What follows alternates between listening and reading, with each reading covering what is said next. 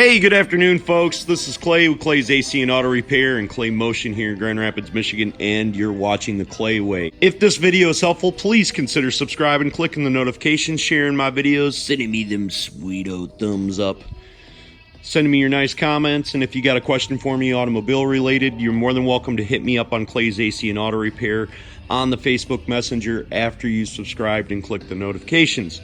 I'll be happy to answer your questions if I can. And remember, if anyone else can do it, I promise you, you can do it too. In this video, we're going to be removing the engine and transmission out of this 2006 Saturn Vue. The removal procedure on this is probably going to be useful for the 2002 and 2003, but the information should be the same for the 2004 through 2007 3.5 Honda motors and transmissions.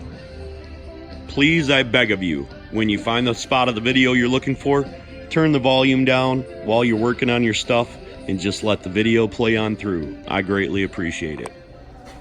To keep the video as speedy as possible, and it's still going to be long, we're not going to do a nut and bolt removal, but I will tell you when something is difficult and explain and demonstrate how I remove the thing that is hard to remove. Whenever possible, if you remove a component off the vehicle, reinstall the nuts or bolts on the component so you don't have a billion of them laying around. Most people don't know this, so remember, if you do that way, other people don't. Okay, so we're going to see how much room we're going to need to get this vehicle up. So we're going to put the tape measure at about the height of the intake and then run down to the bottom of the cradle, and we're looking at about, let's just say, 32 inches. We don't have to worry about the control arms hanging down. Make sure you pull your axles and stuff before you set your cradle out of there. And another thought that I had, these intakes come off really easy. So we could probably eliminate 7 or 8 inches of room needed if you're working in your vehicle inside your driveway by removing the upper intake to get the whole cradle to come out. So because I don't have to move these cradles from underneath the vehicle like you folks may need to do when you're at home, I'm just going to recommend you could go down to Harbor Freight and buy a couple of these dollies and set them underneath the cradle. They only raise up off the ground about 3.5 inches to 4 inches. We're going to remove the battery and the air intake and eventually remove parts of the fuse box. To remove the fuse box, we're going to remove the 3 7mm screws right here, and we're going to use a flathead screwdriver to raise the fuse box up. Once we have the fuse box up, we only need to remove the gray block. It's the one that controls the engine and transmission. Now we move over to the passenger side of the vehicle, and we're going to undo our computer. And these are cam locks. So how that works is you push down on a little tab right there in the center, and then that allows you to drag that over. And as you drag it over, it pulls out. Then you can pull them off.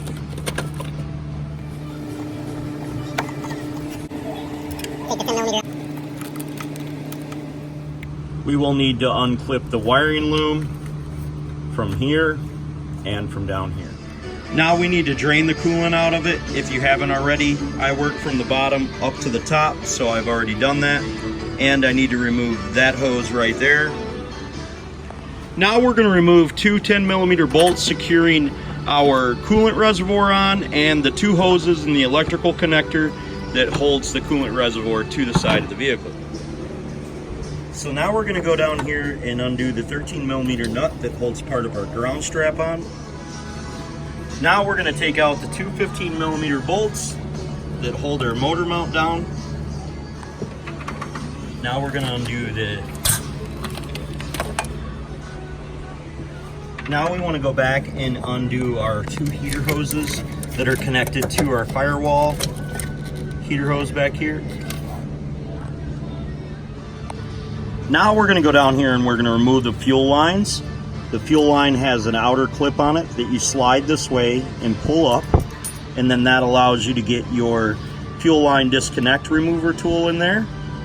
The second fuel line down there, which is for emissions right here, has a white clip on it. And the intended way to do this is you're supposed to be able to push down on this white clip, and you'll move the line forward, moving it towards the engine, and then you'll be able to pull it off like that.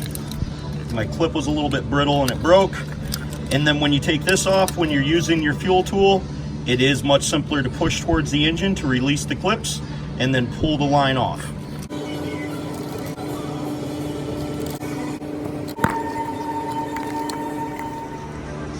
Now on each side of the struts, we're going to take out 3 13mm nuts and bolts, bolt 2 nuts. Okay, so now we're going to remove the exhaust and the drive shaft. The front drive shaft bolts are 8mm, the center carrier bearing bolts are 13mm, and the rear yoke bolts are 16mm. The exhaust downpipe nuts are 12mm or 13mm, depending on if your vehicle's been worked on before. Coming in either from the driver's side wheel, we're going to remove the bolt that holds on the steering column right there, and that's an 11mm bolt. Make sure we keep that bolt because it's the only one of this size and type that goes in here. We're going to remove the splash shields on both sides of the vehicle. On both sides, we're going to remove the 13mm nut that holds on our ABS wire and our brake line, and we're going to remove the 2 14mm bolts that hold our caliper to the spindle. We're also going to unplug our ABS connector right down here.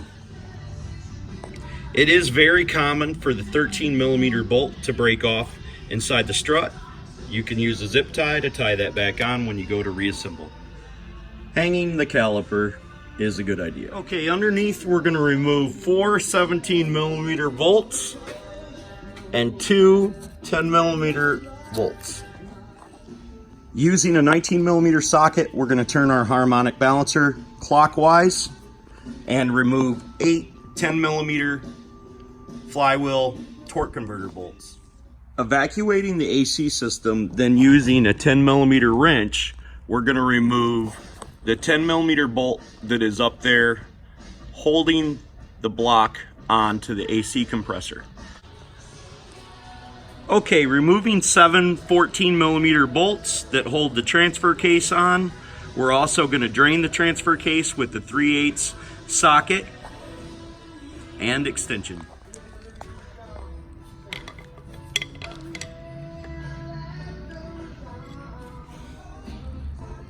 Using a hose clamp tool, I'm going to remove the lower radiator hose. Now we're going to disconnect the shifting lever, and that's held on by this 13mm nut. There is a locking tab behind it, so you will need to bend them out of the way.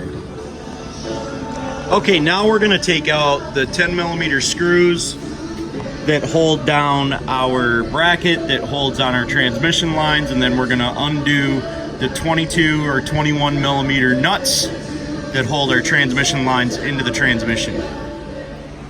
Okay, it's not necessary to remove the struts or the axles if you're removing the engine, but in this situation I'm changing the struts, so I'm taking them off. They were 21mm nuts, and then I'm going to remove the axles out of the transmission while it's still up on the lift. It's easier for me. On the ground it wouldn't really matter, and these are 32mm nuts.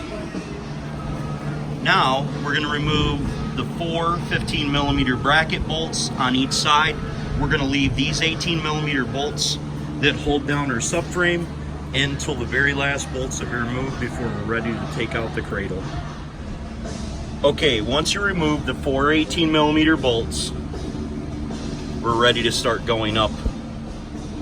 We need to pay particular attention to our steering shaft and make sure it comes off as it's supposed to. Sometimes you can give it a little tap after you got a little bit of pressure on your cradle to get it to start sliding off the collar. When you're going up, make sure your horn is undone from underneath the bumper cover on both sides. Even though I think this is going to present a challenge when I go to remove it, go to put it back in, I just took my pry bar, slid it up underneath there, and pulled it forward. Now I'm going to remove the two 10mm nuts that hold the rest of my shifting cable onto the transmission. Okay, so she's out. The only thing that I had forgotten was to unplug the low pressure switch here on the AC, and these transmission lines were all undone, but they got hung up as I was going up. Okay, now that you've removed everything and you've taken the minimal off, it should be easy to get to everything that you need to unbolt, regardless if you're doing the engine or transmission, but in my situation, I'm doing the transmission. So first I'm going to start by removing three 10mm screws that hold my transmission electrical harness on, and I'm going to start unplugging my electrical harness. The good thing about electrical harnesses, even engine or transmission electrical harnesses, they usually lay into place. When they're making these at the factory, they need to build them as quick as possible and as simple as possible. That's why it's easy to get the engine and transmission out. I know you guys were working in your driveway. It didn't feel like it was that easy, but the next time you go to do an engine or transmission and anything that's front mounted engine and transmission and you drop the subframe, is actually simpler than doing an engine or transmission in a later model front rear wheel drive vehicle. So that's why I say it's easy and anyone can do it. Okay, so we've got our starter removed, and we've got a 17mm bell housing bolt that's located back here, and if you put your socket in there, regular deep well 17mm socket, chromey, you'll be able to get that bolt out. Now I'm going to remove the three 15mm bolts that hold my intermediate shaft to the engine. I've got a long extension with the 15mm wobble on the end of it to take out this bolt that's hidden underneath. I can reach underneath and put this socket on the bolt itself.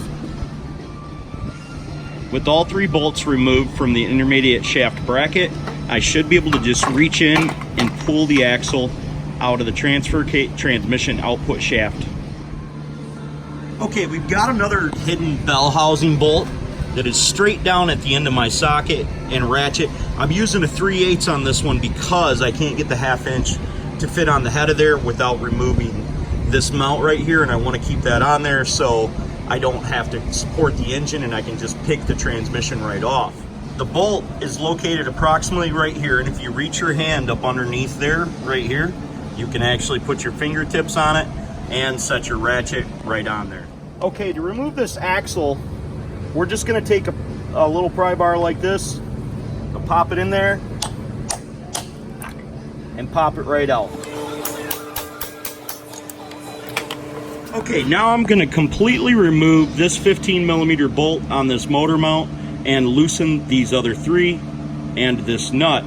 That'll allow me to shift the transmission but still have the cradle support my engine.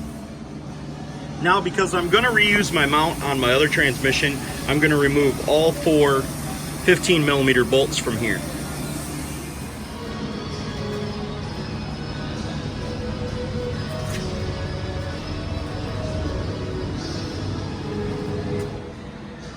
Okay, I've got my cherry picker on there. I'm putting minimal pressure on the whole unit because the engine wants to teeter this way, which is fine. It may teeter back this way, but the good thing is that should be okay because it's going to sit on both motor mounts. Okay, now I'm going to start separating my engine and transmission, and I'm going to use a hammer because this trannies go good. But you could just tap on something solid, and we can see the gap getting bigger on there. Probably stick a screwdriver in there and start to pry it apart. I don't recommend having your hand underneath it when you do pop it apart, just in case.